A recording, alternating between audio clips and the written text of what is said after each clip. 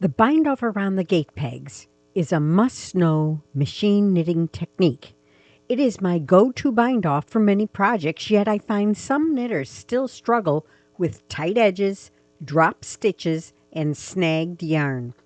So, in my response to my viewers' request, in this video I'm going to teach this core technique slowly, explaining the how and the whys as each step is presented. I hope that this will be valuable to both beginners and experienced knitters alike. Since you can do this bind-off from right to left or left to right, it will be demonstrated in both directions. Gate pegs are these stiff metal wires that protrude from the needle bed between each needle. They are found on most Japanese-style standard bed and bulky knitting machines. Since you will not find gate pegs on plastic machines like the Silver Reed LK150 or the Brother KX350, this bind-off cannot be used on those machines. However, I did develop a technique specific for those machines that have similar results, but that's another video. So for now, our focus is on the gate peg. In this bind-off, the gate pegs help to control tension, so the bind-off is not too tight. If you're right-handed, the easiest way to do it is from right to left. The first thing I like to do is I like to bring all my needles out to the hold position. That puts the stitch behind the latch, so you save yourself a lot of time and effort when you're doing this process. The second thing I do is take the yarn out of the carriage. The third thing I do is pull down some slack so there's absolutely no tension from above on the yarn.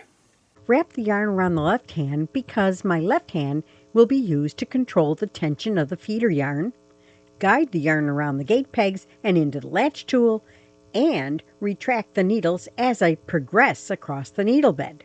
The right hand will control the motion of the latch tool because I'm right-handed.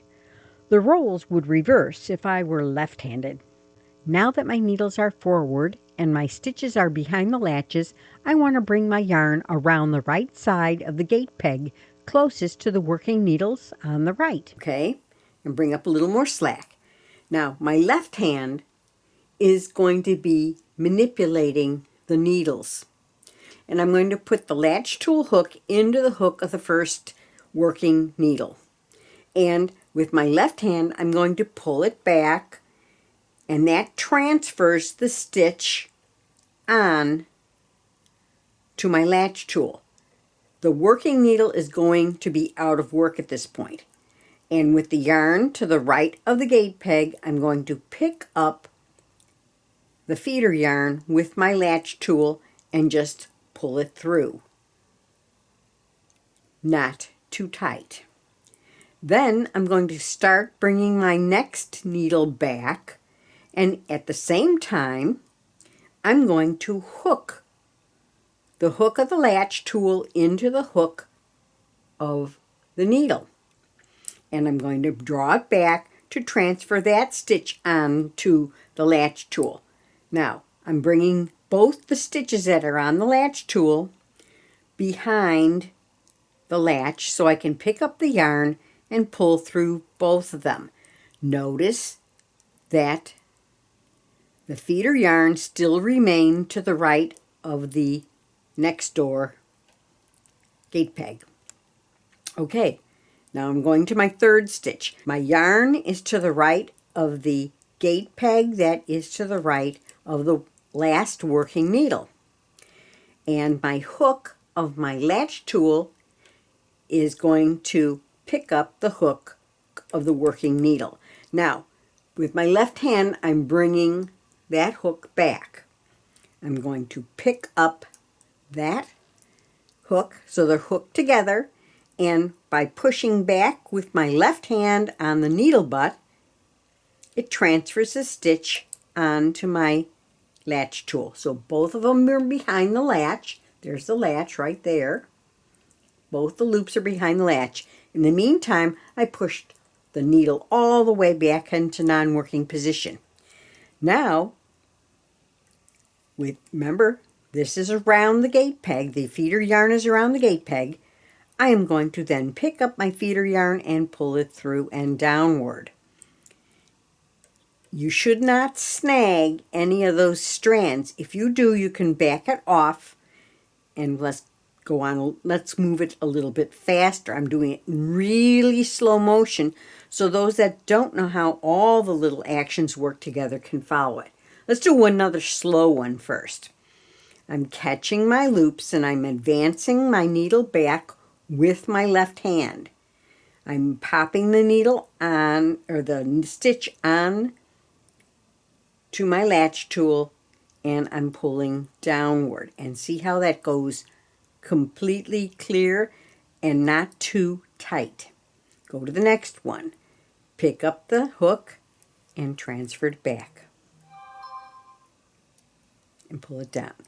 Now see how the yarn is staying to the right of the gate peg that I'm working on the gate peg of the needle that I'm working on? So, catch the hooks, transfer the stitch, pick up the feeder yarn and pull it through.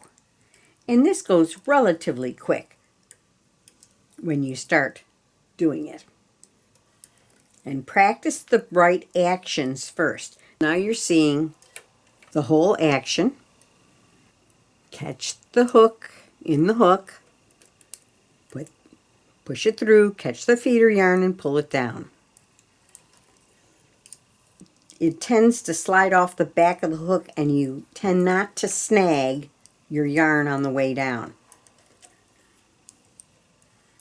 I'm going to cut my yarn, and all I'm going to do is leave a long enough strand so that I can sew up later.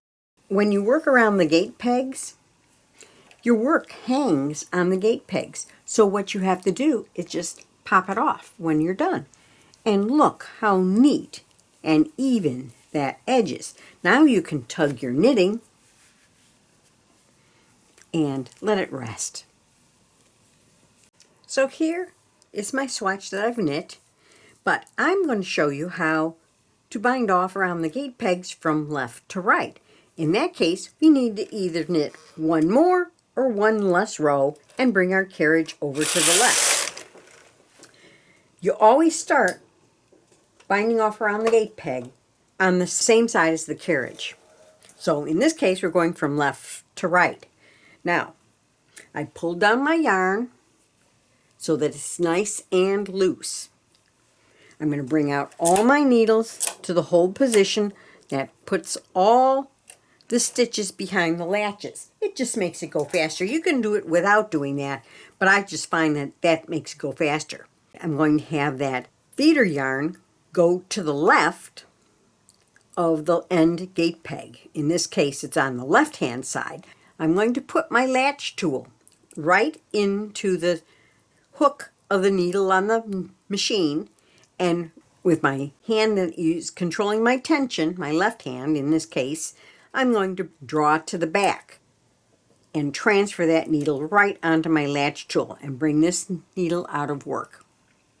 Then I'm going to pick up the yarn, the feeder yarn, and draw it straight down, maintaining the tension with my hand. This is what causes it to be either too tight or too loose. The gate peg helps loosen it up so you don't get too tight. Then I'm going to put my hook of my latch tool into the hook of my next needle and draw to the back. The yarn is still to the left of the gate peg, and I'm going to pick up that feeder yarn and draw it through both loops this time. Bring my hook up, pick up the next hook, draw the next stitch down. And you're going to do this all the way across. Now, because I'm right-handed, I'm a little clumsier doing it this way, but it's good to know how to do it both ways so that you can adjust when you're working in a particular pattern. This is one of those techniques that is a must-know.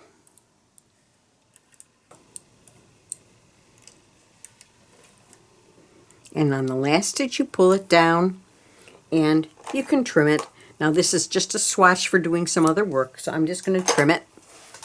And you see how the Knitting is sitting up on the machine, on the gate pegs. See, it's just on the gate pegs. Just pop it off. It's a closed bind off at this point. So there's my next swatch ready to go on to the next project. Not too tight, not too loose, just right. I hope you enjoyed watching this video. Please take a moment to subscribe and ring the bell to receive notifications of upcoming videos and events. Happy machine knitting!